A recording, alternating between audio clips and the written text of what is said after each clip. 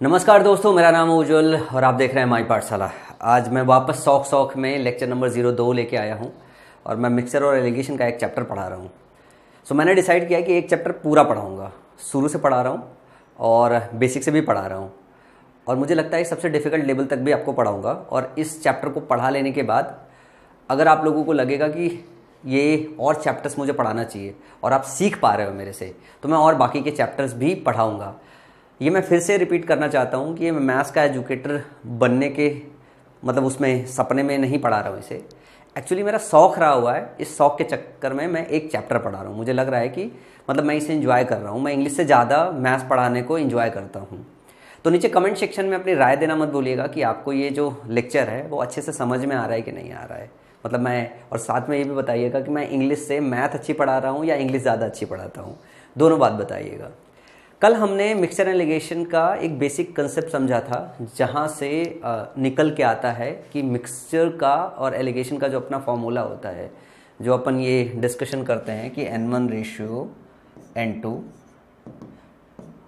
इसका P अगर concentration Q concentration के साथ मिक्स किया जाए और फाइनल अगर मिक्सचर का कॉन्सेंट्रेशन अगर R आए, तो जो रेशियो होता है कुछ इस तरीके से होता है कि हम P माइनस R निकालते हैं यहाँ पे और R माइनस Q निकालते हैं यहाँ पे। इसका और इसका रेशियो n1 और n2 के रेशियो के बराबर आता है। इसी को अप्लाई करके हम सारे के सारे क्वेश्चन को सॉल्व करते हैं। कल बहुत सारे क्वेश्चन अपन ने सॉल्व भी किए थे और आज भी अपन बहुत सारे क्वेश्चन सॉल्व करेंगे। मिक्सचर एंड एलिगेशन सिर्फ मिक्सचर में ही नहीं लगता है। मिक्सचर एंड एलिगेशन के कंसेप्ट उन सभी जगहों पे लगता है जहाँ पे क्वांटिटी, किसी भी तरीके की क्वांटिटी कंजर्व रखी जा सकती है और दो चीज़ों को मिक्स कर रहे हैं हम, और दो चीज़ों को मिक्स करने के बाद एक रिजल्टेंट उसका निकल के आ रहा है। ऐसे केस में हम कहीं पे भी मिक्सचर एंड एलिगेशन का कंसेप्ट लगा सकते हैं। आज हम अलग अलग चैप्टर्स पे बात करेंगे मिक्सचर एंड एलिगेशन कैसे लगाते हैं। आज आपके स्क्रीन पे पहला एक क्वेश्चन है। मैं पहले हिंदी में पढ़ूंगा फिर इंग्लिश में पढ़ूंगा। मैं थोड़ा समय भी लूँगा क्वेश्चन को एक्सप्लेन करने में। कई बार मैंने देखा है कि यूट्यूब पे जब अपन पढ़ने जाते हैं तो क्वेश्चन सही से कई बार टीचर नहीं पढ़ते हैं और अपन ये चाहते हैं कि टीचर कुछ सेकंड्स निकाल के क्वेश्चन को थोड़े अच्छे से पढ़ दें ताकि अपने को वो समय भी मिल जाए, फिर अपन साथ में सॉल्व कर लेंगे टीचर्स के, तो थोड़ा दिमाग और ब्रेन अच्छा खुल जाएगा। तो एक कक्षा में 400 विद्यार्थी हैं जिनमें से 75% लड़के परीक्षा उत्तीर्ण करते हैं और 55% लड़कियां परीक्षा उत्तीर्ण करती हैं। यदि कुल मिलाकर 60% विद्यार्थी परीक्षा उत्तीर्ण करते हैं तो लड़कों और लड़कियों की संख्या ज्ञात कीजिए। अब यहाँ पे अगर बात देखोगे तो ये परसेंटेज में हम इसे सॉल्व करते हैं, परसेंटेज में इसे अलग तरीके से सॉल्व करते हैं। लेकिन ये देखो कहीं ना कहीं मिक्सचर है, एक ऐसा मिक्सचर है किसका है कि लड़के हैं, लड़कों को बॉयज़ से कर दें और लड़कियों को गर्ल्स के कर लें। बॉयज़ और गर्ल्स का मिक्सचर है जो बनाया जा रहा है और बात हो रही है उनके उत्तीर्ण होने की बात, कितने परसेंटेज उत्तीर्ण हुए हैं, कितने परसेंटेज जो है लड़के उत्तीर्ण हुए हैं, कितने परसेंट लड़कियां उत्तीर्ण हुई है। अब आपको क्वांटिटी पकड़ के चलनी होती है कि एक ऐसी क्वांटिटी पकड़नी है। जैसे मैं बात करूं, यहाँ पे बात हो रही है 75% लड़के परीक्षा में उत्तीर्ण हुए, तो जितने लोग सफल हुए हम सफल विद्यार्थियों की बात कर रहे हैं। या तो हम असफल की बात कर ले या तो हम सफल की बात करते हो। तो सफल की बात कर रहे हैं तो सब सफलता में चलेंगे और अगर असफलता की बात करेंगे तो सब असफलता में चलेंगे। अच्छा, क्वेश्चन को मैं इंग्लिश में भी पढ़ देता हूँ। 400 students are there in a class, out of which 75% boys clear the exam and 55% girls clear the exam. If overall 60% of the student clear the exam, find the number of boys and girls. आप ऐसे समझो कि 75% जो boys हैं वो क्या कर रहे हैं, वो उत्तीर्ण हो रहे हैं। 55% लड़कियां जो है वो उत्तीर्ण हो रही हैं। लेकिन अगर रिजल्टेंट बताएं, जो मिक्सचर है, मिक्सचर में लड़के भी होंगे लड़कियां भी होंगे, तो जो उत्तीर्ण होने वाले छात्रों की संख्या है 60% है। कितनी है? 60% है। और बोला जा रहा है कि बॉयज़ और गर्ल मिला के टोटल 400 विद्यार्थी हैं, 400 विद्यार्थी हैं। और पूछा जा रहा है तो लड़कों और लड़कियों की संख्या ज्ञात कीजिए। आपको अलग लड़के की और लड़कियों की संख्या चाहिए। ये आपको टोटल नंबर दिया हुआ कि 400 लड़के लड़कियां दोनों मिला के। अगर इसमें मिक्सचर और एलिगेशन का कंसेप्ट लगाओगे तो लगाने से आपको बॉयज़ और गर्ल का रेशियो मिल जाएगा कि किस रेशियो में वो मिक्स किए गए हैं, किस रेशियो में मिक्स किए गए हैं। अगर अपन इसको इससे घटाए तो अपन ये देख रहे हैं कि 60 और 55 का डिफरेंस कितना होता है, 5 का। 60 और 75 का डिफरेंस कितना है, 15 का। और ये रेशियो कितने आ जा रहा है, 1:3 आ जा रहा है। बॉयज़ और गर्ल्स का जो रेशियो है 1:3 में होगा। जो इसका रेशियो निकल के आता है वही इसका बॉयज़ और गर्ल्स का रेशियो होता है। तो बॉयज़ और गर्ल्स का रेशियो 1:3 आ गया। टोटल वैल्यू कितनी हो गई, 3 1 4 हो गई, और 4 की वैल्यू कितनी दी हुई है, 4 की वैल्यू 400 दी हुई है, तो 1 की वैल्यू 100 हो गई, 3 की वैल्यू 300 हो गई। तो जो आपके पास ऑप्शन है वो 100 और 300 है। आपको ये भी देखना है कि 100 और 300 किसकी बात कर रहे हैं। हमने इधर बॉयज रखा है, इधर गर्ल्स रखा है, इसका मतलब है एक जो आया वो बॉयज का आया है और 3 जो आया वो गर्ल्स का आया है। मतलब एक की वैल्यू जो 100 है ये है हमारे बॉयज और ये है हमारे गर्ल्स। आपका जो पूछा है वो सीक्वेंस भी सही से देखिएगा, लड़कों और लड़कियों की संख्या ज्ञात करना है। तो ये हो गए हमारे बॉयज और ये हो गई हमारी गर्ल्स। अब देखो, ये तो जब आप शुरुआत में प्रैक्टिस करते हो तो आपको इस तरीके से पूरा लिख के काम करना पड़ता है, ठीक है ना, इसको पूरा लिख के काम करना पड़ता है। जब इसको प्रैक्टिस कर लेते हो, बहुत सारे क्वेश्चन लगा लेते हो ना, तो कई बार इसको लिखने की भी जरूरत नहीं है, आप इसको वर्बली कैलकुलेट कर सकते हो। कैसे? 55 आपको मिला है, 75 आपको मिला है, और आप ध्यान से देखो 60% दिया हुआ है, और सीक्वेंस सही से देख लेना, लड़के पहले लड़कियां बाद में, लड़के पहले लड़कियां बाद में है। मिक्सचर यहाँ 60 है, तो 60 का 75 से डिफरेंस लोगे तो आपका 15 आ जाएगा, 60 का 55 से डिफरेंस लोगे तो 5 आएगा, 15 और 5 के रेशियो में आएगा, मतलब 3 वर्सेज 1 के रेशियो में आएगा, टोटल 4 होगा। 4 की वैल्यू 400 दी हुई है, तो 1 की वैल्यू जो है वो आपकी कितनी आ जाएगी, 1 की वैल्यू आ जाएगी आपकी 100, 3 की वैल्यू आ जाएगी 300। वर्बली सॉल्व करके इस क्वेश्चन को आप टिक कर सकते हो। जब ये क्वेश्चन आता है तो ज़्यादातर इस तरीके का क्वेश्चन ये बेसिक क्वेश्चंस के अंदर आता है, ये प्री का क्वेश्चन है। अगर आप मिक्सचर और एलिगेशन से कर रहे हो तो क्वेश्चन चंद सेकंड्स का ही है। अगर आप वापस से प्रॉफिट एंड लॉस और रेशियो जैसे मेथड्स को अप्लाई करोगे तो थोड़ा लेंदी हो जाता है। लेकिन अगर आपको सारे मेथड आ रहे होते हैं तब आप प्रैक्टिस करके समझ पाते हो कि कौन सी जगह पे कौन सा कंसेप्ट अप्लाई करना है। ये क्वेश्चन सबसे ज़्यादा आसानी से मिक्सचर एंड एलिगेशन का कंसेप्ट लगाने से होता है। अगले क्वेश्चन की तरफ मूव करें अपन, आराम आराम से सीखेंगे। देखो, मेरे को जल्दी करने से कोई फायदा नहीं है, मैं आपको प्यार से समझाता हूँ, आप जल्दी करो। पहले मैं धीरे धीरे बताऊंगा, फिर अपन वर्बली इसको सॉल्व करके देखेंगे। अब जैसे इस क्वेश्चन को अगर हम बात करें तो इसको भी वर्बली सॉल्व किया जा सकता है, लेकिन अभी वर्बली सॉल्व मत कीजिए, पहले आप इसको बहुत आसानी से धीरे धीरे प्रैक्टिस कीजिए। जब आपको प्रोसेस आ जाए, ठीक है ना, फिर उसके बाद आप उसको तेजी से करना सीखिए। तो पहले आना इंपॉर्टेंट है, पहले आना इंपॉर्टेंट है। इसका दूसरा स्टेप है तेजी से आना। और तेजी से कैसे आता है? तेजी से आता है जब आप कई सारे बीच के कैलकुलेशन के जो स्टेप है ना वो खा जाते हो, मतलब वो मन में कैलकुलेट कर लेते हो, पेन नहीं चलाते हो, तो आपका समय बहुत बदल जाता है। मतलब समय इतना बच जाता है, इतना बच जाता है कि 2 घंटे का जो पेपर होता है वो 1.5 घंटे में सॉल्व हो जाता है। लेकिन उसके लिए बहुत सारी प्रैक्टिस चाहिए, और प्रैक्टिस करने से पहले आपकी बेसिक्स बहुत स्ट्रांग होनी चाहिए। मतलब क्वेश्चन पढ़ के आपको पता होना चाहिए कि आप कौन सा कंसेप्ट अप्लाई करोगे, और इसके लिए हर चैप्टर का सही से जानकारी में होना बहुत ज़रूरी है। हम अभी पढ़ रहे हैं मिक्सचर एंड एलिगेशन, हम मिक्सचर एंड एलिगेशन को कंसेप्ट को लगाते हैं, हिंदी में पढ़ते हैं, फिर इंग्लिश में पढ़ेंगे। स्कूल एक्स के छात्रों की एक निश्चित संख्या, जब हम बात कर रहे हैं एक निश्चित संख्या, तो संख्या दी ही नहीं है। एक परीक्षा में उपस्थित हुई और 20% छात्र अनुत्तीर्ण हो गए। स्कूल एक्स दिया हुआ है, स्कूल एक्स दिया हुआ है, स्कूल एक्स के छात्रों की एक निश्चित संख्या एक परीक्षा में उपस्थित हुई और 20% छात्र अनुत्तीर्ण हो गए। स्कूल वाई से स्कूल एक्स की तुलना में 130% अधिक छात्र उसी परीक्षा में उपस्थित हुए। बोल रहे हैं स्कूल वाई में स्कूल एक्स से 130% अधिक छात्र उसी परीक्षा में उत्तीर्ण हुए। अब जब आप यहां तक पढ़ते हो तो आपको एक बात ये भी समझना होता है कि ये जो डेटा दिया हुआ है, ये डेटा किस चीज़ को निकालने के लिए दिया हुआ है। आप ज़्यादातर मिक्सचर एलिगेशन में देख रहे हो तो एक जो रेशियो आप निकालते हो N1 रेशियो N2 निकालते हो, दूसरा जो चीज़ आप जानते हो P, Q और R, इनका डिफरेंस निकालते हो। यही चीज़ निकाल रहे हो ना, और फिर इसी से पूरा अपना कैलकुलेशन कर रहे हो। या तो ये दिया रहता है, या तो ये दिया रहता है, इन्हीं में आपस में कैलकुलेशन करते हो। ये वाला जो स्टेटमेंट यहाँ से यहाँ तक दिया हुआ है ना, ये स्टेटमेंट दिया हुआ है N1 और N2 का रेशियो निकालने के लिए। N1 जब परसेंटेज देता है तो परसेंटेज को रेशियो में कन्वर्ट कर सकते हैं।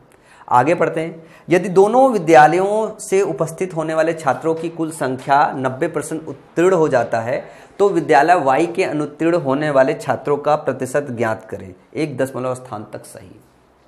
अच्छा, इस क्वेश्चन को करते वक्त आपको ध्यान भी देना है कि या तो आप उत्तीर्ण बच्चों के साथ आप कैलकुलेशन करो, या तो आप अनुत्तीर्ण बच्चों के साथ किसी का उत्तीर्ण दिया है, किसी का अनुत्तीर्ण दिया हुआ है, तो आपको ध्यान देना है कि या तो आप उत्तीर्ण के साथ करोगे, या तो आप अनुत्तीर्ण के साथ करोगे, या तो आप सफल बच्चों के साथ करोगे, या तो आप असफल बच्चों के साथ करोगे। हिंदी भाषी बच्चों के लिए था, हिंदी में जो समझा रहा था। अंग्रेजी में बात करते हैं। A certain number of student from school x appeared in an examination and 20% student failed from school Y. 130% more student than that from school X appeared in the same examination.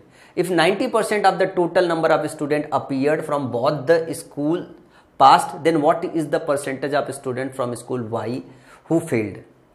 देखो फेल का पूछ रहा है कि कितने लोग जो है फेल हुए, तो या तो हम फेल के हिसाब से कैलकुलेशन कर लें, ठीक है ना, या तो हम सफल निकाल लें फिर असफल का कैलकुलेशन कर लें। तो मुझे लगता है कि अगर फेल पूछा है तो फेल का ही कर लें, तो अपने लिए जो कैलकुलेशन है वो शुरू से ही ज़्यादा आसान हो जाएगी। तो सब हम असफल की बात कर लेंगे।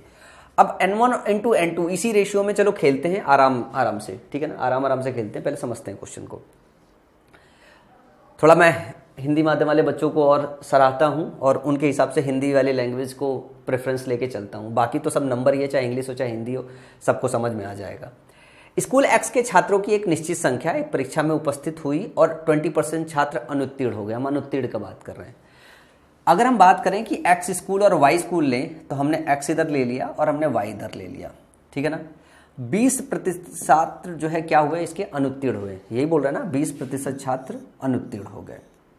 स्कूल Y से स्कूल X की तुलना में 130% अधिक छात्र उसी परीक्षा में उपस्थित हुए।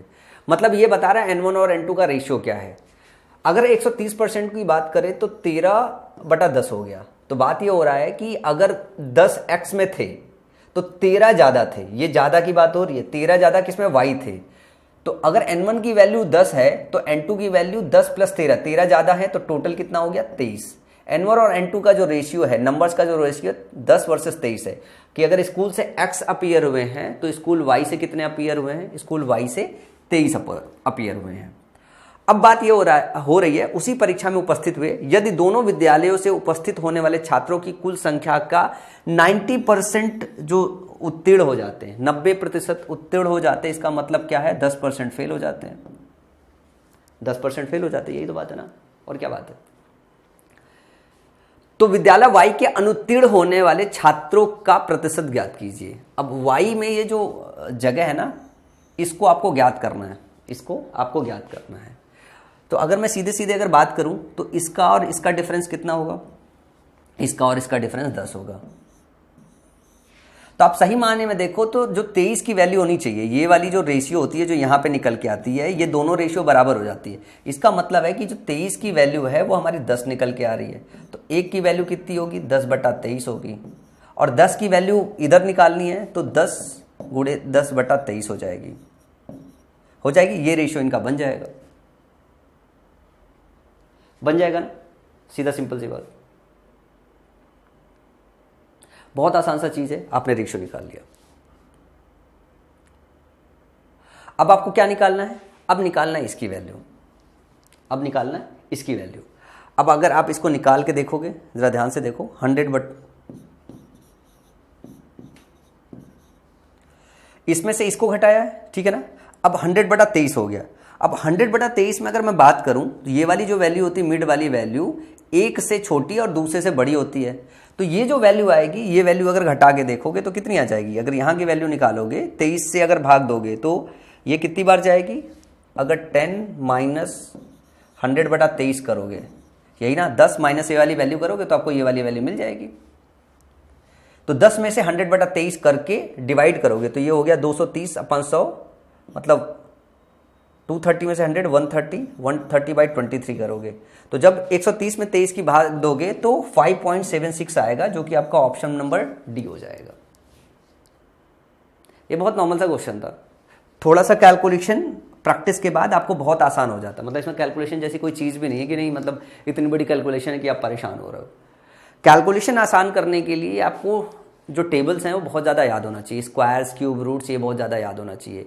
जब आप रेशियो याद करते हो तो रेशियो का परसेंटेज का रेशियो याद होना चाहिए। ये बाकी के चैप्टर में आपको खूब रटवाया जाता है। जब मैं उसे अगर पढ़ाऊंगा, इनकेस अगर पढ़ाऊंगा तो मैं भी रटवाऊंगा बाकी टीचर्स की तरह से। तो ये मैं मान के चल रहा हूँ कि ये सब चीज़ें ऐसी है जो बाकी के चैप्टर में आप ऑलरेडी रट के आते हो।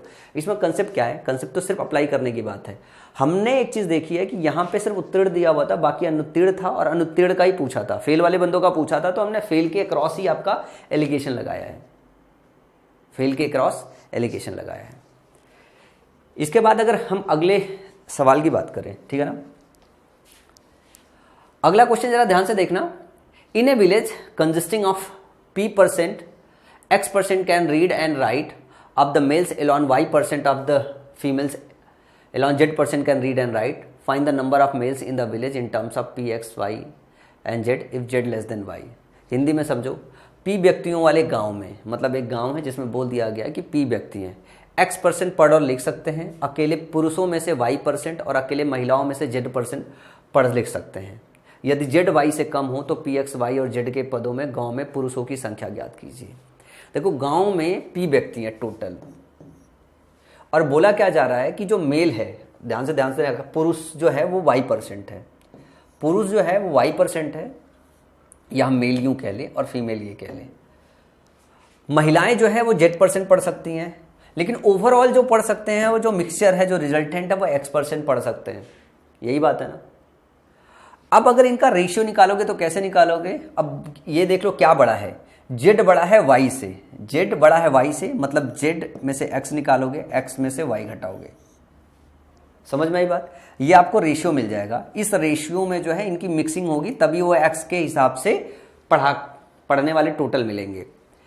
अब बात ये हो रही कि अगर हमारे पास टोटल नंबर जो है वो p है और हमारा जो रेशियो है z - x और x - y है, तो हम वैल्यू कैसे निकालते हैं? वैल्यू निकालते हैं कि हम इसको और इसको जोड़ देते हैं। जब इसको जोड़ोगे तो x और x कट जाएगा, जो आएगा वो z - y आएगा। टोटल है z - y, और किसका पूछा है यहाँ पे कि अपने को पुरुषों की संख्या, तो पुरुष इधर साइड वाला है, मतलब z - x वाली साइड रेशियो है, तो z - x upon z - y into p। और आपको ये देखना है z छोटा है कि बड़ा, ये देखना है z छोटा है y से, z छोटा है y से, तो आप x - z करोगे और ये आप क्या करोगे, y - x करोगे। समझ में आई?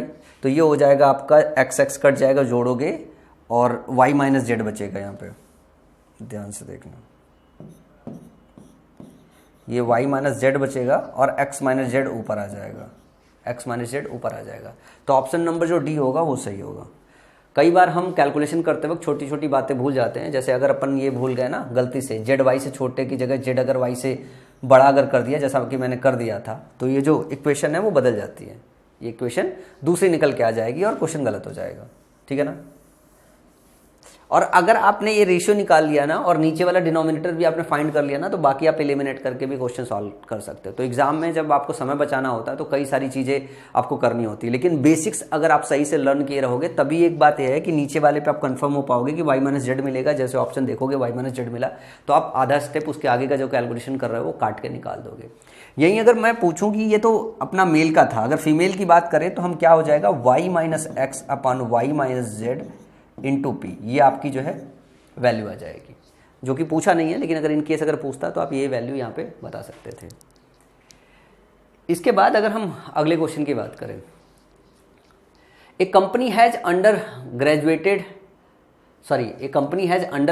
And graduate employ, the average salary of each graduate employ is ₹16,550 and undergraduate employ is ₹11,950। Average salary of workers in company is ₹14,750. If there are total 575 workers in company, then find out total number of graduate employee in company. Hindi में पढ़ें अगर, एक company में पूर्व स्नातक और स्नातक कर्मचारी होते हैं। प्रत्येक स्नातक कर्मचारी का औसत वेतन 16,550 रुपये है और पूर्व स्नातक कर्मचारी का औसत वेतन 11,950 रुपये है। ठीक है ना। कंपनी में श्रमिकों का औसत वेतन 14,750 रुपये है। यदि कंपनी में कुल 5 कर्मचारी है तो कंपनी में स्नातक कर्मचारियों की कुल संख्या ज्ञात कीजिए। ये सिंपल मिक्सचर का क्वेश्चन है। बात बोला जा रहा है एक ग्रेजुएट एक पोस्ट ग्रेजुएट है। समझ में आई? एक ग्रेजुएट है, सीक्वेंस देख लो किस तरीके से रखा गया है, अंडर ग्रेजुएट का और ग्रेजुएट का रखा गया है। मतलब ग्रेजुएट पोस्ट ग्रेजुएट नहीं रखा हुआ है, 12वीं पास और ग्रेजुएशन वाले बच्चों का रखा गया हुआ है कि 2 तरीके के एम्प्लॉय हैं। तो हम ग्रेजुएट लिख लेते हैं सबसे पहले, अंडर ग्रेजुएट रख लेते हैं और ग्रेजुएट रख लेते हैं एम्प्लॉय। और इनका सीक्वेंस क्या दिया हुआ है, 16,550 की एवरेज सैलरी है और दूसरे में 11,950 रुपए की एवरेज सैलरी है। लेकिन अगर ओवरऑल कंबाइन जब इनको मिक्स कर देते हैं, अंडर ग्रेजुएट को ग्रेजुएट को मिक्स कर देते हैं, तो रिजल्टेंट जो सैलरी आती है वो 14,750 एवरेज सैलरी आती है। 14,750 एवरेज सैलरी आ रही है। बोला जा रहा है 575 टोटल एम्प्लॉय मिला के, 575 टोटल एम्प्लॉय मिला के है, तो आपको अंडर ग्रेजुएट अलग से निकालना है, ग्रेजुएट अलग से निकालना है। आप सिंपल मिक्सचर का कंसेप्ट लगाओगे, पहले तो 0 0 0 काट दो। आप चाहो तो 5 से भी और काट सकते हो, लेकिन अब डिपेंड करता है इसके आगे कैलकुलेशन कैसे करते हो। किसी को जोड़ना घटाना ज़्यादा जल्दी से आता है तो ज़्यादा जल्दी से घटा सकते हो। अब इसमें जोड़ने घटाने में भी बहुत इंपॉर्टेंट चीज़ है कि आप इसको घटा कैसे रहे हो। जैसे 1475 में से 1195 को कैसे घटाओगे। मैं इसको लूँगा कि 1195 में मैंने 5 जोड़ दिया, 1200 हो गया। फिर यहाँ से हमने 275 जोड़ दिया, 5 घटाया 275 और 5 280 का डिफरेंस आ गया। इधर कितना आ गया, 280 का डिफरेंस आ गया। ये अनुपात आएगा जो इसका डिफरेंस आएगा। अब अगर मेरे को इसमें से निकालना है, एक 5 इसमें से ज़्यादा हो गया है तो एक 5 हटा लीजिएगा। 1655 है जीरो काटने के बाद, तो 1655 में 1475 को अगर घटाना है तो ये तो 25 अगर जोड़ोगे तो 1500 आ गया। 1500 के आगे जब जाओगे तो आपका कितना वैल्यू आया है, 155। और 155 में से फिर से अगर आप 25 जोड़ोगे तो 180 हो जाएगा। यही होगा ना। अब ये जितनी जल्दी आप कैलकुलेट कर पाओ, जोड़ना घटाना जितनी जल्दी हो पाए, मतलब मैंने 2017 के बाद मैथ्स हाथ नहीं लगाई है। 1 जनवरी 2017 को अपन ने चैनल ओपन किया था। उस टाइम पे कुछ एक लेक्चर अपन ने लिए थे जिसमें मैं ट्रिग्नोमेट्री पढ़ा रहा था। उसके बाद से लेके 6 साल तक मैंने मैथ हाथ नहीं लगाई। मेरे को अभी भी इतनी मैथ्स आती है। और अगर आप अभी ग्रेजुएट होके आए हो तो आपकी मैथ्स तो बहुत अच्छी होनी चाहिए यार, आपकी कैलकुलेशन भी बहुत अच्छी होनी चाहिए कि मेरे को इतने साल बाद भी मैथ इतनी सही से याद है। और आपको मैथ इतने मतलब अभी रनिंग में हो और फिर भी अगर प्रैक्टिस में, अगर मैथ में कैलकुलेशन में दिक्कत हो रही है तो आपको नंबर्स पे प्रैक्टिस करने की बहुत ज़रूरी है। आप इसको काटोगे तो रेशियो जो है 28 और 18 का आ जाएगा। और फिर 2 से काटोगे तो कितना हो जाएगा आपका, 14 हो गया। और ये रेशियो जो हो गया 9 हो गया। और 14 और 9 को जोड़ोगे तो कितना हो जाएगा, 23 हो जाएगा। टोटल जो वैल्यू हो जाएगी, ये रेशियो ऐड करोगे तो टोटल रेशियो 23 हो जाएगी। 23 की वैल्यू ये दी हुई है, अगर आप इसको देख के भी काटोगे तो 25 आ जाएगा। अब अगर 23 का टेबल अगर आपको याद है तो काम हो जाएगा। लेकिन कितना टेबल याद रहता है कि 23 दहा में 230, फिर 230 जोड़ोगे और उसके बाद फिर 5 बार और कैलकुलेट करके जोड़ोगे। तो मन में आपके कैलकुलेशन बहुत स्ट्रांग होना चाहिए, वरना देख के नंबर आपको समझ में आना चाहिए यार कि कट जाएगा, क्योंकि ऑप्शन ऐसे दिए हैं कि कटना चाहिए। ऑप्शन ऐसे दिए कटना चाहिए। तो अपन निकाल लिया कि 25 एक यूनिट की वैल्यू आ गई। अब इसमें 14 की वैल्यू पूछी है, 9 की वैल्यू पूछी है, ये भी बात है। तो कंपनी में स्नातक कर्मचारियों की कुल संख्या ज्ञात कीजिए। स्नातक कर्मचारियों की संख्या पूछा है। मैं कुल, तो कंपनी में ग्रेजुएट एम्प्लॉय, अंडर ग्रेजुएट और ग्रेजुएट, तो हमने क्या है अंडर ग्रेजुएट लिया, ग्रेजुएट लिया है। और पूछा है क्या है, स्नातक। ग्रेजुएट तो 9 की वैल्यू पूछी है। 9 की वैल्यू अगर पूछी है तो 25 नवैया कितनी होती है, 25 नवैया, सब सही है ना, कोई गड़बड़ तो नहीं हो रहा है। एक कंपनी में पूर्व स्नातक और स्नातक कर्मचारी होते हैं। प्रत्येक स्नातक कर्मचारियों का औसत वेतन 16,550 रुपये है। पूर्व स्नातक कर्मचारियों की औसत वेतन 11,950 रुपये है। कंपनी में श्रमिकों का औसत वेतन 14,750 है। सारा सही लिखा हुआ है। कंपनी में कुल 575 कर्मचारी है। ये 25 ही आएगा ना, 25 3 75, 25 दूनी 50 57, ठीक है। तो एक की वैल्यू हमारी कितनी आ गई, एक की वैल्यू 25 आ गई, ठीक है ना। तो 14 की वैल्यू गुणा 25 कर लो तो 25 चौगा 100 और 25 से कम 25 350। 350 जो संख्या है वो किसकी है, वो आपकी अंडर ग्रेजुएट वाली है। तो कंपनी में स्नातक कर्मचारियों की 350 हो गया इसमें। और दूसरा वाला जो संख्या चाहिए वो इसके जस्ट रिवर्सल है, 575 में से घटा दोगे 350, लेकिन इसमें कुछ मैच नहीं कर रहा है। तो एक्चुअली ये 350 ही निकालना था, ये इसी का निकालना था। रेशियो पलट तो नहीं गया, एक बार वापस देख ले। कंपनी में पूर्व स्नातक, हिंदी में पूर्व स्नातक लिखा है और इसमें अंडर ग्रेजुएट और ग्रेजुएट लिखा है। Post graduate, graduate and post graduate, English में कुछ गड़बड़ है, हिंदी में चलते हैं वरना ये सोल्यूशन नहीं निकलेगा। एक कंपनी में पूर्व स्नातक और स्नातक, तो इसमें पूर्व स्नातक और स्नातक कर्मचारी होते हैं। प्रत्येक स्नातक कर्मचारियों का औसत वेतन, ये जो 16,550 रुपये है ये स्नातक वालों का है, मतलब ये ग्रेजुएट वालों का है। ये क्या है, ये ग्रेजुएट वालों का है, ये अंडर ग्रेजुएट वालों का है। तो जो अपने को निकालना है वो 14 की वैल्यू निकालनी है।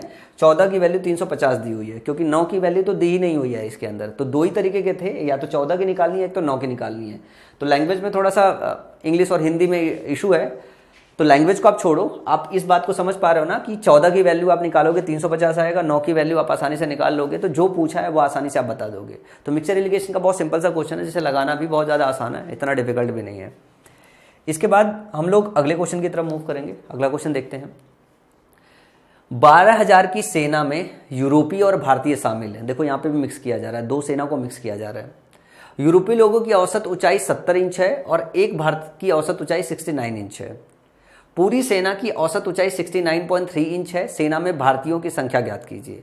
क्वेश्चन ये कह रहा है कि 12,000, इंग्लिश भी पढ़ देता हूं भी मैं, 12,000 टोटल लोग हैं जिसमें यूरोपियन है और इंडियन है। बोला जा रहा है कि यूरोपीय जितने भी हैं उनकी जो ऊंचाई है 70 है और जो भारतीय हैं उनकी ऊंचाई 69 है। इनकी जो एवरेज ऊंचाई है वो 69.34 है।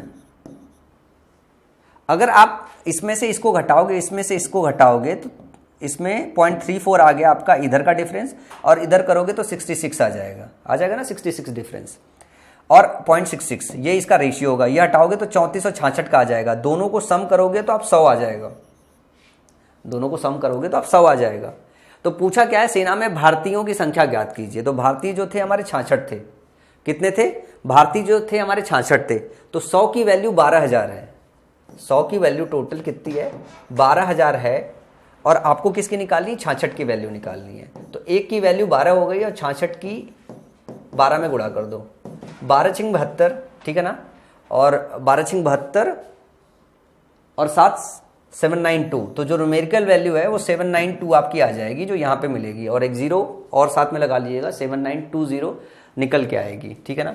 12,000 था यहाँ पे, एक जीरो बचा रह जाएगा, ठीक है। तो एक की वैल्यू जो है आपकी आएगी 120 आ जाएगी। तो 66 की वैल्यू 120 की 66 में गुणा करोगे तो 7920 आ जाएगा। बहुत सिंपल सा क्वेश्चन था। दो चीज़ों को मिक्स किया जा रहा है, मतलब ये सारे क्वेश्चन डिफिकल्ट नहीं है, ये अलग अलग जगहों पे जो हम देख रहे हैं कि इसकी मिक्सिंग कैसे करते हैं। इसके बाद अगर हम बात करें अगले सवाल की अपने, एक गेंदबाज जिसका गेंदबाजी औसत 24.85 रन प्रति विकेट है, अगली पारी में 52 रन देकर 5 विकेट लेता है और इस तरह उसका औसत 0.85 कम हो जाता है। पिछले मैच से पहले विकेटों की संख्या ज्ञात कीजिए। अंग्रेजी में पढ़ते हैं इसको। A bowler whose bowling average is 24.85 runs per wicket takes 5 wickets for 52 runs in next inning and thereby decreases his average by 0.85. Find the number of wickets before last match. इस क्वेश्चन में समझना भी बहुत ज़रूरी है कि ये कैसे मिक्सचर का है। जैसे बात ये हो रही है कि पहले जो एवरेज था 24.85 था, एक मैच में उसने 52 रन बनाए जिसमें 5 विकेट लिए। अगर इसको भाग दोगे तो बात ये हो गई कि एवरेज कितना आया। इसका एवरेज आएगा 10.4, मतलब 10.4 रन बनाने के बाद वो 1 विकेट लेता है। और इसके पहले वो जो था वो 24.85 रन बनाने के बाद, मतलब 24.85 रन देने के बाद वो 1 विकेट ले लेता था। इस वाले मैच में उसका एवरेज 10.4 निकला। कितना निकला? 10.4 निकला। और ये बोल रहा है जिससे रिजल्टेंट एवरेज है 0.85 कम हो गया, मतलब 0.85 कम हो गया मतलब 24 हो गया। समझ में आई बात? अब आपको क्या करना है, इनका डिफरेंस ले लो। इसका डिफरेंस लोगे तो 0.85 आएगा, और इसका डिफरेंस लोगे तो पहले तो ऐसे सीधे सीधे घटा दो। 24 में से 10 घटा दोगे कितना आ जाएगा? 14। फिर 4 और घटाना है तो 13.6 आ जाएगा। 13.6 आ जाएगा। ये इसका रेशियो आ जाएगा। इसको हटाओगे 1 0 आ जाएगा, इसको हटाओगे 85 आ जाएगा। अब इसको जैसे मर्जी आए वैसे काट लो, जैसे मर्जी आए वैसे काट लो, ठीक है ना। आप इसको 5 से काटोगे तो 5 एकन्नम 5 और 5 7 35 हो गया। इसको काटोगे तो 5 दूनी 10 हो गया। आराम से काट लो। जल्दी काटना है तो 85 में इधर भाग दोगे तो 16 बार जाएगा। आप डेटा ऐसे भी मेमोराइज कर सकते हो प्रैक्टिस से, लेकिन मैं ये मान के चल रहा हूँ कि बेसिक्स पढ़ा रहे हैं, पर स्टेप बाय स्टेप चलते हैं। वरना मैं ऐसे काट देता 25 1360 16 बार कटेगा, 16 1 का रेशियो आ जाएगा। पर काट लेते हैं ना, क्योंकि एग्जाम में काम में तो आता नहीं है। एग्जाम में तो दिमाग हल्का ही चलता है, दिमाग में ऐसे ही करना पड़ता है। तो यहीं पर भी ऐसे प्रैक्टिस डाल लें।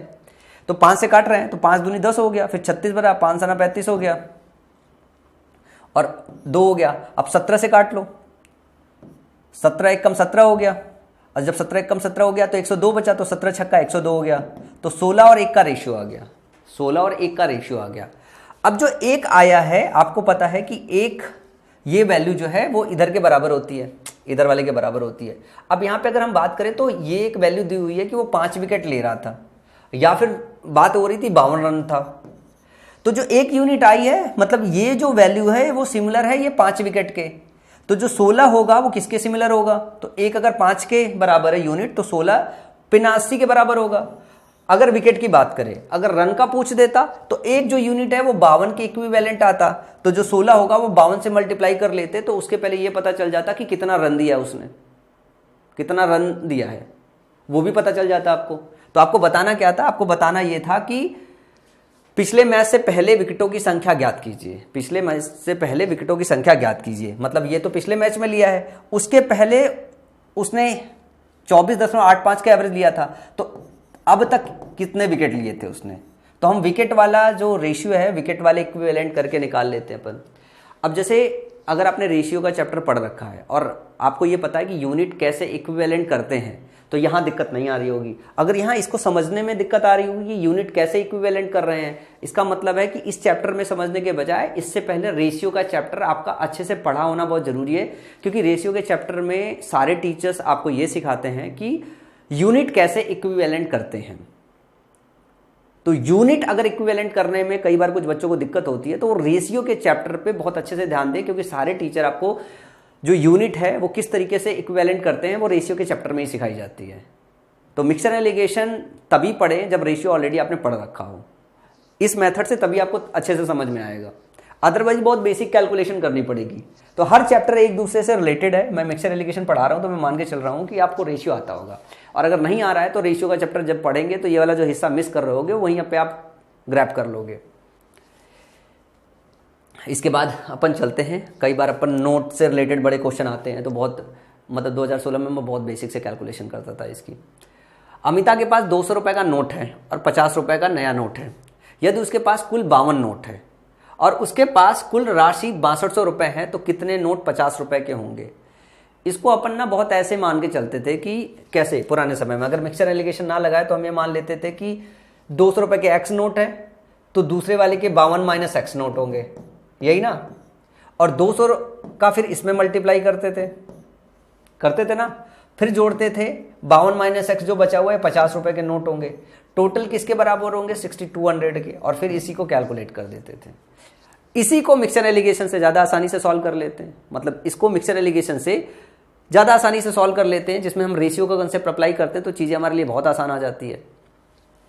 हम बात कर रहे हैं 200 के नोट की, ठीक है ना, और फिर हम बात कर रहे हैं 50 के नोट की, और हम बात कर रहे हैं कि हमें 6200 रुपये टोटल मिल रहा है, और 6200 रुपये टोटल अगर मिल रहा है तो अगर हम इसमें 52 से डिवाइड कर लें तो ये पता चल जाएगा कि अगर हम रिजल्टेंट एक नोट बना देते कि एक रिजल्टेंट नोट बना देते और 52 नोट ही अपने को बनाना पड़ता, तो वो कितने मूल्य का होता, वो कितने मूल्य का होता, वो इतने मूल्य का होना चाहिए था 6200/52, 6200/52।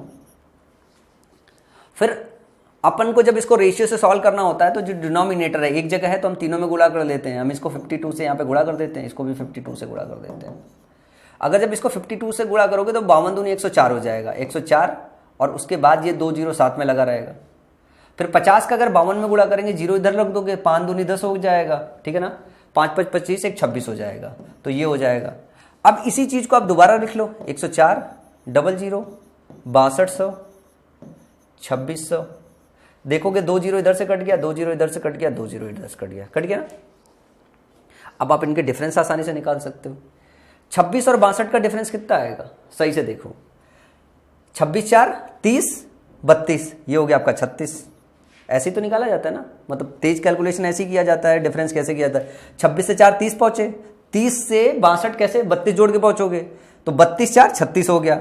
62 से 38 जोड़ोगे 100 होगा, और 4 और जाओगे तो 42 पहुंच जाओगे। अब देखोगे ये 6:7 का आ जाएगा, 6:7 आ जाएगा। टोटल देखोगे तो 7 6 13 हो जाएगा, टोटल 13, और टोटल नोट आपके कितने हैं 52, तो 13 की वैल्यू 52 के बराबर है, तो 6 की वैल्यू कितने के बराबर होगी, 13 चौका 52, तो 6 की जो वैल्यू होगी 6 चौका 24, एक 24 हो गया, और दूसरा 7 चौक 28, एक 24 हो गया नोट और एक 28 नोट हो गया। तो कितने नोट 50 रुपए के हैं, तो बाद वाला आपको पूछा है तो 28 नोट हुए, ऑप्शन नंबर सी आपका सही हो जाएगा। तो मैथ्स को आप जिस तरीके से खेलना चाहो उस तरीके से खेल सकते हो, मतलब कंसेप्ट आप यही लगा सकते हो। आप चाहते तो इसका बेसिक वाला मेथड भी लगा लेते एक्स मान के भी, तो उसमें कैलकुलेशन थोड़ा ज़्यादा हो जाता है। इसमें एक पल के लिए लगा होगा कि कैलकुलेशन ज़्यादा होगा, लेकिन इसमें कैलकुलेशन ज़्यादा नहीं होता। एक्स वाला जब अपन मान के करते हैं तो वो बहुत बेसिक मेथड होता है, उसमें टाइम ज़्यादा लग जाता है। तो जब भी आपको कंसेप्ट मिक्स करना हो, मतलब मिक्सचर का कंसेप्ट लगाना, दो चीज़ अगर मिक्स कर रहे हैं ना, तो मिक्सचर से क्वेश्चन अच्छा सॉल्व हो जाता है। जरूरी नहीं है कि हर बार मिक्सचर से क्वेश्चन अच्छा सॉल्व हो, लेकिन ये तो प्रैक्टिस पे डिपेंड करेगा ना कि क्वेश्चन देख के आप पहचान पाओ कि आपको दूसरे मेथड से लगाना है या तीसरे मेथड से लगाना है। तो प्रैक्टिस जितनी ज़्यादा होगी उतना ही ज़्यादा होगा। तो हर चैप्टर पे इंडिविजुअल लेवल पे कमांड बनाना बहुत ज़रूरी होता है। जब तक इंडिविजुअल लेवल पे कमांड नहीं बना लोगे तब तक बात बनेगी नहीं। जैसे मिक्सचर एंड एलिगेशन के जब आप क्वेश्चन सॉल्व करते हो तो मिक्सचर एंड एलिगेशन के सारे वेरिएशंस को सॉल्व करना भी बहुत ज़रूरी है, और उनको स्टेप बाय स्टेप सॉल्व करना बहुत ज़रूरी है। मैं अगर तीन क्वांटिटी का मिक्सचर अगर लाके आपको पढ़ाने लगूं तो आपके सर के ऊपर से गुजर जाएगा। वो तब तक गुजरता रहेगा जब तक आप दो क्वांटिटी का मिक्सचर और उसके वेरिएशन सही से डेप्थ में ना सीख लो। दो क्वांटिटी के मिक्सचर में अगर हमने प्रॉफिट के, रेशियो के जो है कंसेप्ट अगर मिक्स करना चालू कर दिया ना, वही क्वेश्चन इतने कॉम्प्लेक्स हो जाते हैं ना कि जल्दी हिलते नहीं है, जल्दी टूटते नहीं है। तो जब उनको तोड़ना सीख जाओगे तो फिर आगे डिफिकल्टी लेवल धीरे धीरे बढ़ते बढ़ते फिर बढ़नी चाहिए। मैं ये जो पढ़ा रहा हूँ वो उसी हिसाब से पढ़ा रहा हूँ कि मतलब एक बार आपका अच्छा सा कमांड बन जाए, फिर अपन उसके बाद फिर थोड़ा तेज भागेंगे, तेज दौड़ेंगे और कॉम्प्लेक्स क्वेश्चन लेंगे। अगला क्वेश्चन है, एक डिब्बे में 25 पैसे और 50 पैसे के दो प्रकार के सिक्के हैं। मतलब ये भी सिक्कों का ही क्वेश्चन है, सिक्कों में कैसे अप्लाई कर रहे हैं। बॉक्स में कुल 36 रुपए हैं और सिक्कों की कुल संख्या 90 है। यदि सिक्कों की संख्या को आपस में बदल दिया जाए तो कुल धन ज्ञात कीजिए। देखो एक जो ये चीज़ है ना, ये बड़ा सही काम है कि इन्होंने गेम बड़ा अच्छा खेल दिया है कि सिक्कों की संख्या को बदल दिया जाए। तो पहले अपन शुरुआत में समझ लेते हैं। एक डिब्बे में 25 पैसे और 50 पैसे के दो प्रकार के सिक्के हैं। तो एक 25 पैसे का सिक्का है, एक 50 पैसे का सिक्का है। ध्यान से देखिएगा। बॉक्स में कुल 36 रुपए हैं, बॉक्स में कुल 36 रुपए हैं और सिक्कों की कुल संख्या 90 है। अगर मैं बात करूं कि पैसे में बात कर रहे हैं तो 36 रुपए को अगर पैसे में बदलें तो 3600 टोटल रुपए आ जाएंगे।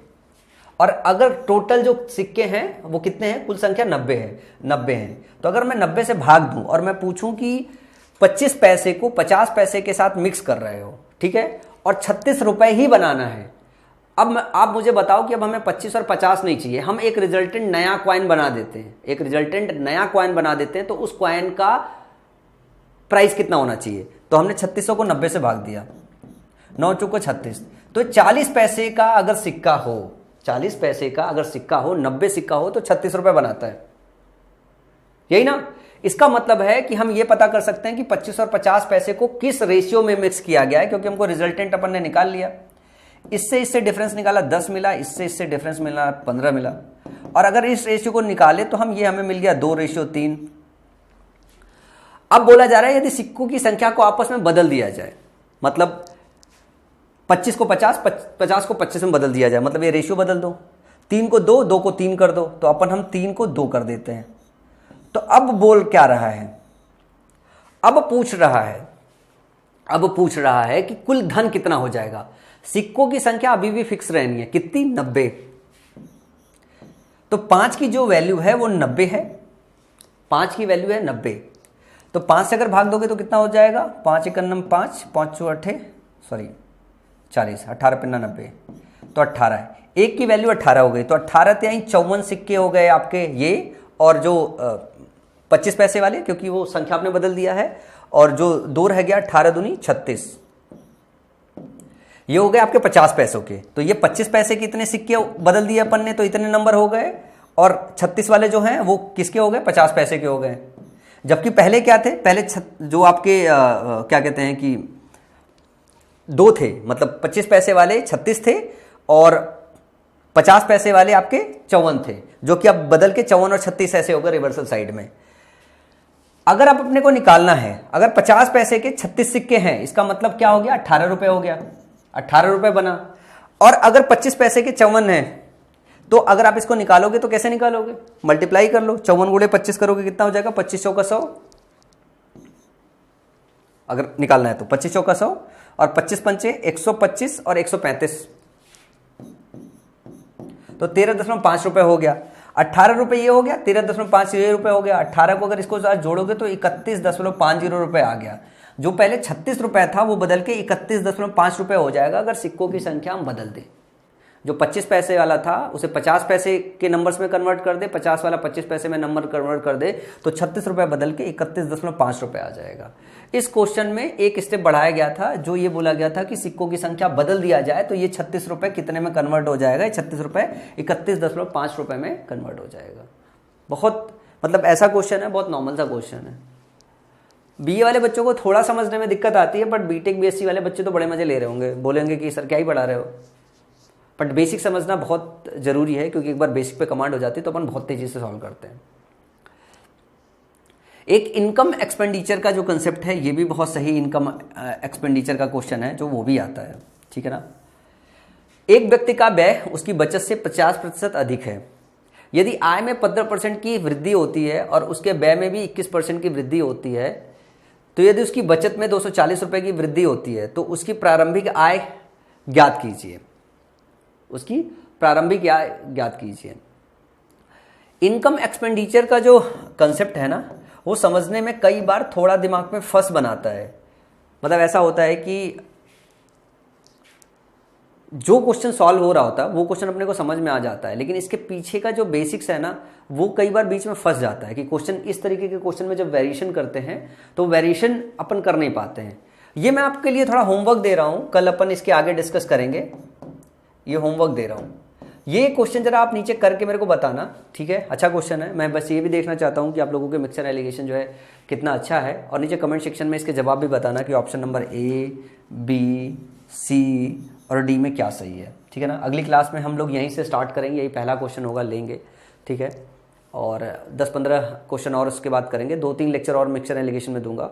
फिर एक सबसे डिफिकल्ट सेट अपन प्रैक्टिस करेंगे, 3 क्वांटिटी के मिक्सचर एलिगेशन भी अपने को सीखने हैं, तो 2-3 लेंगे। 4-5 लेक्चर लगेगा चैप्टर को पूरा कंप्लीट पढ़ाने में, मतलब पढ़ा रहा हूँ तो सही से पूरा पढ़ाने का इरादा है। तो आज की क्लास कैसी लगी नीचे कमेंट सेक्शन में बताइएगा जो है, और ये भी जरूर बताइएगा कि मैं मैथ्स ज़्यादा अच्छा पढ़ाता हूँ या इंग्लिश ज़्यादा अच्छा पढ़ाता हूँ।